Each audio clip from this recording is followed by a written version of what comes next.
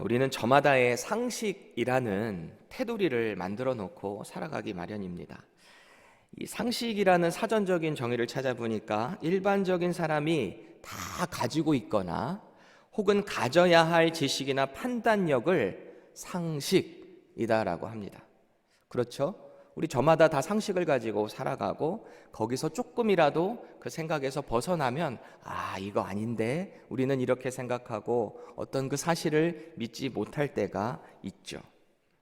하나님께서는 이런 인간의 상식을 마치 비웃기라도 하시듯 이 노년에 폐경한 여자는 임신을 할 수 없다라는 사실을 뒤집으셨어요.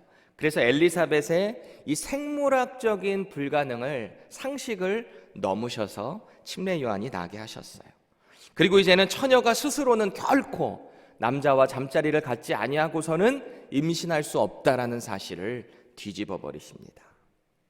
오늘 본문 1절을 보시니까 그때에 라고 시작이 되고 있는데요, 앞선 누가복음 1장 80절과 연결해서 보시면 돼요. 앞선 절을 보니까 이때는 침례 요한이 이스라엘에게 나타나는 날까지 그가 광야에 머무는 그 때를 말하고 있는데, 그 시기를 말하고 있는데, NIV 성경으로 다시 보니까 Until he appeared publicly to Israel 이라고 이야기하고 있어요. 즉 침례 요한이 이스라엘 앞에 공적으로 나타나서 하나님의 생각과 뜻을 선포하기까지 그가 광야에 머무는 그 시기에 이제 오늘 본문 말씀이 시작이 되고 있는 거죠. 오늘 본문이 시작되는 이 배경을 살펴보면은 군사적으로 그리고 정치적으로 이 평화와 통일을 이루고 있을 시기입니다. 이 로마의 황제인 이 가이사 아구스도가 그때 평화를 누리고 있을 그때에 인구조사를 하려고 명령을 내린 거예요. 행정명령을 시행한 거죠. 인구조사에는 이름을 적어야 되고요, 직업을 적어야 되고요, 수입을 적어야 되고, 친척 관계를 자기 고향으로 내려가서 적게 되어 있습니다. 인구조사하는 목적이 뭘까요?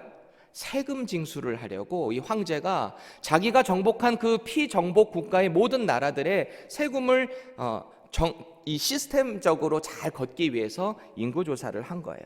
또 다른 목적으로 본다면 이 군사적으로도 좀 더 강한 나라를 만들기 위해서 인구조사를 할 수도 있겠죠. 이 로마 황제가 인구조사를 명령했기 때문에 이 요셉도 자기의 고향인 이 베들레헴으로 갈 수밖에 없었어요.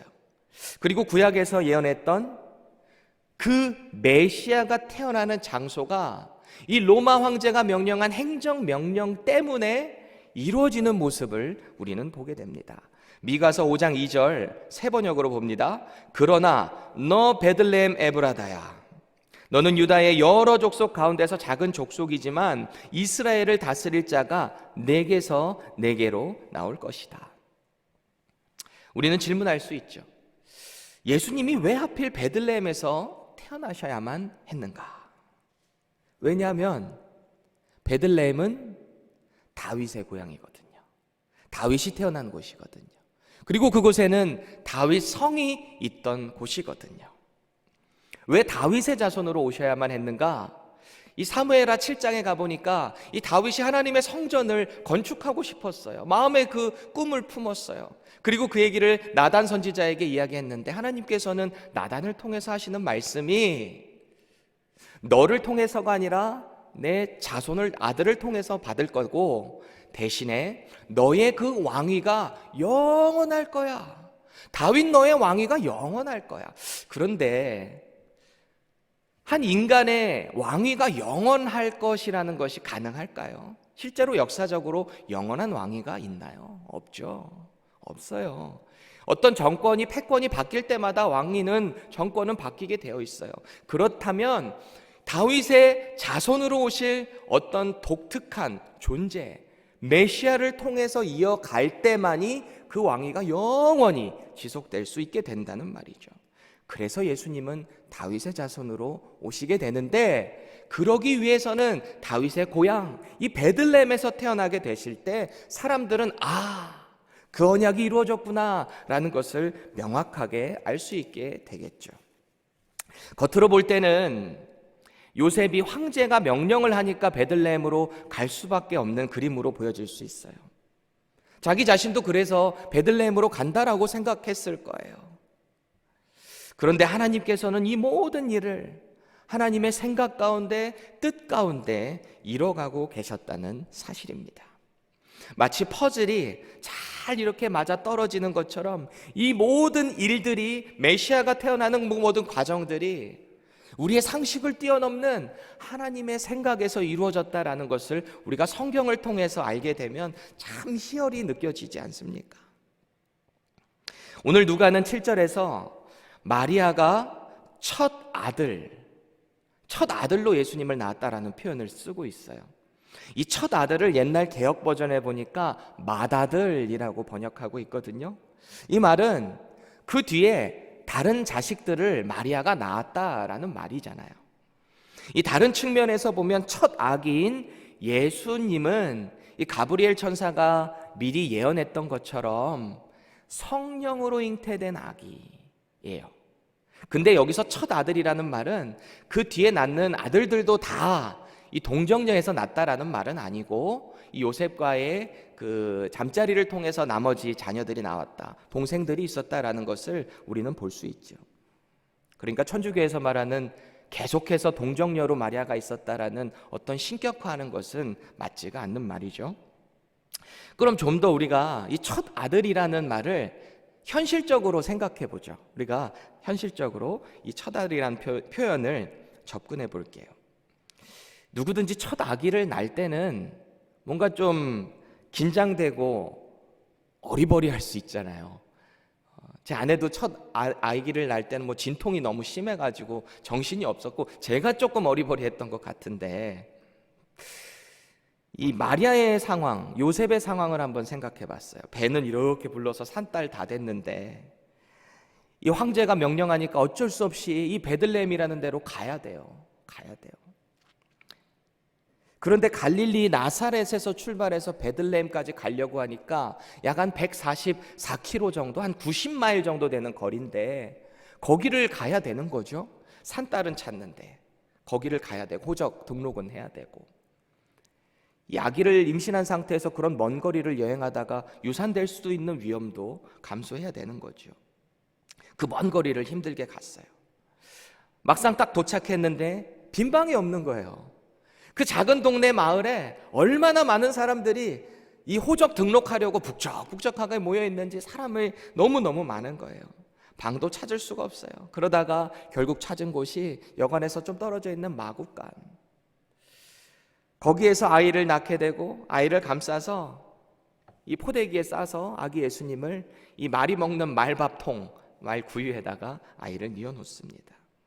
그런데 생각해 보세요. 상식적으로 이스라엘의 왕으로 태어나셨다고 했잖아요. 메시아라고 했잖아요. 그러면 메시아는 이 예루살렘 궁전 같은 곳에 태어나야 하는데, 그러니까 나중에 동방박사도 당연히 이 이스라엘의 왕으로 오실 분이니까 헤롯 궁전으로 찾아가잖아요. 왕궁으로.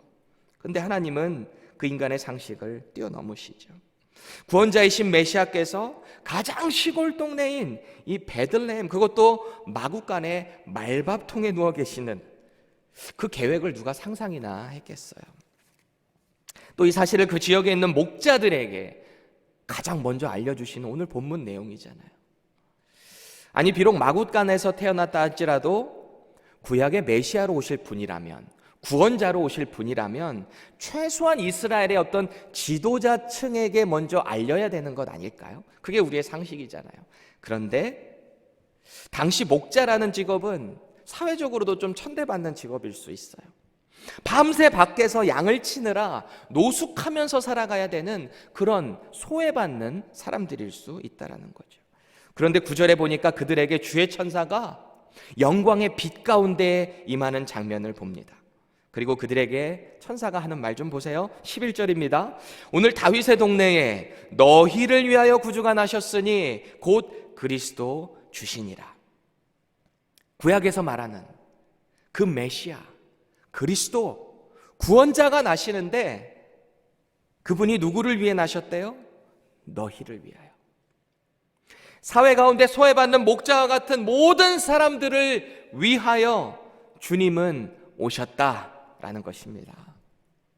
여러분, 침례 요한의 탄생부터 예수님의 탄생, 그리고 십자가의 예수님의 죽으심까지 이 모든 것이 완벽하게 하나님의 생각과 계획 안에서 진행되었다라는 것입니다. 그렇다면 오늘 우리가 살아가는 이 하루 가운데 우리가 하는 행동, 우리가 하는 말, 이 모든 것들도 하나님의 생각과 계획 안에서 이루어질 수 있다라는 사실을 우리는 기억해야 합니다. 그렇다고 하나님이 우리를 마치 로봇처럼 만드셔서 우리의 생각과 모든 것을, 행동을 다 계획하셨다라는 말은 아니에요. 하지만 우리는 우리 인생에 살아가면서 우리가 생각하는 어떤 상식에만 머물면 안 됩니다. 믿음은 언제나 상식을 뛰어넘기 때문입니다.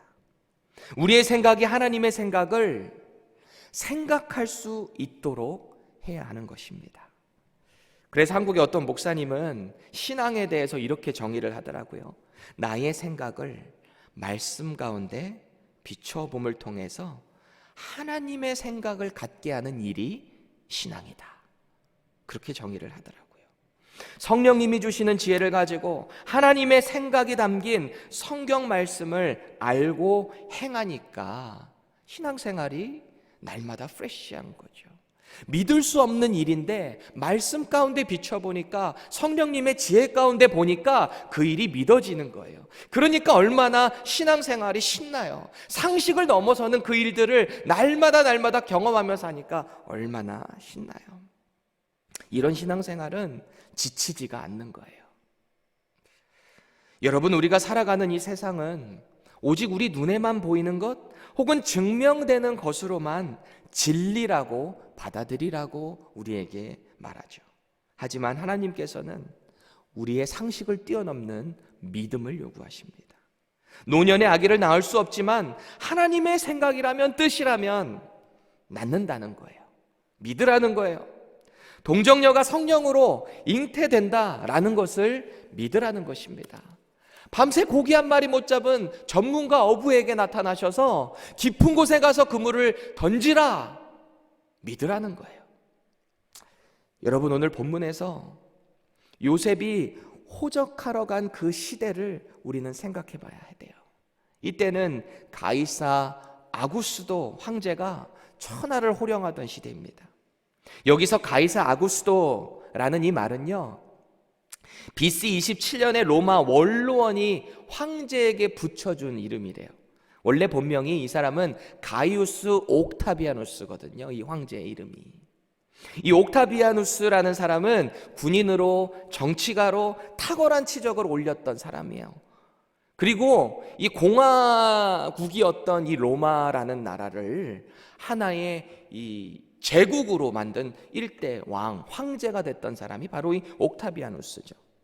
이 아구스도라는 말을 찾아보니까 라틴어로 존엄자, 숭배하고 존경할 자라는 뜻이거든요. 원래 가이사라는 말도 이제 황제라는 어떤 호칭으로 불려지는데, 가이사 뒤에 아구스도, 존경할 자까지 붙여졌으니까, 이 원로원들이 당시에 최고 지위 정치기관에서 붙여줬으니까 얼마나 절대 권력이라는 뜻이에요.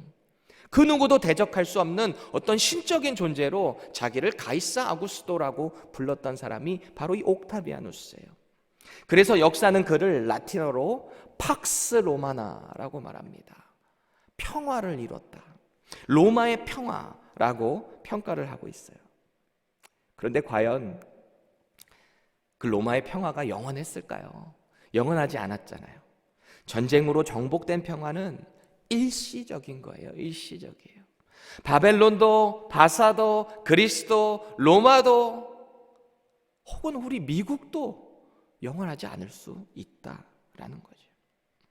하지만 오늘 수많은 하나님의 하늘의 군대가, 천사들이 찬송하는 본문 내용을 보세요. 예수님이 태어난 그 상황에 목자들 앞에서 그 예수 그리스도 메시아의 탄생을 찬양하는 그 장면을 보세요.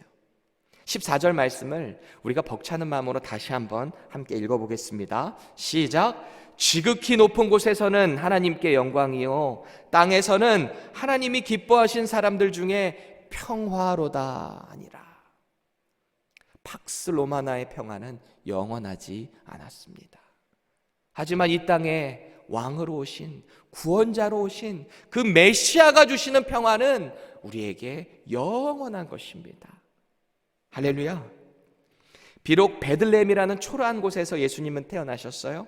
또 소외된 자들에게 함께 하셨던 예수님을 보면 상식적으로는 이분이 이스라엘의 평화를 줄 만한 힘이 있는가? 라고 생각할 수 있어요. 인간이 생각하는 평화는 어떤 정치적으로, 군사력으로 힘이 있는 자가 줄 수 있다라고 우리는 상식적으로 생각하잖아요. 그런데 오늘 천사는 똑똑하게 증언하는 거예요. 예수님은 다윗의 자손으로 오신 하나님의 아들 메시아라고. 그분은 하나님과 우리의 영원한 평화로 오신 분이시라고 선언하고 있는 거죠. 비록 죄 많고 부족한 우리지만 우리의 생각과 상식을 내려놓고 오늘도 말씀과 기도로 하나님의 생각과 일치시킬 수 있는 신앙을 소유하시기를 간절히 축복드립니다. 그때 우리는 비로소 하나님께는 영광이요 이 땅에서는 하나님이 기뻐하시는 자들 중에 주시는 그 평화를 누리게 될 것입니다. 기도하겠습니다. 하나님, 이 땅의 모든 자들에게 하나님과 영원한 화목과 평화를 누리게 하기 위해서 오신 예수 그리스도를 찬양합니다.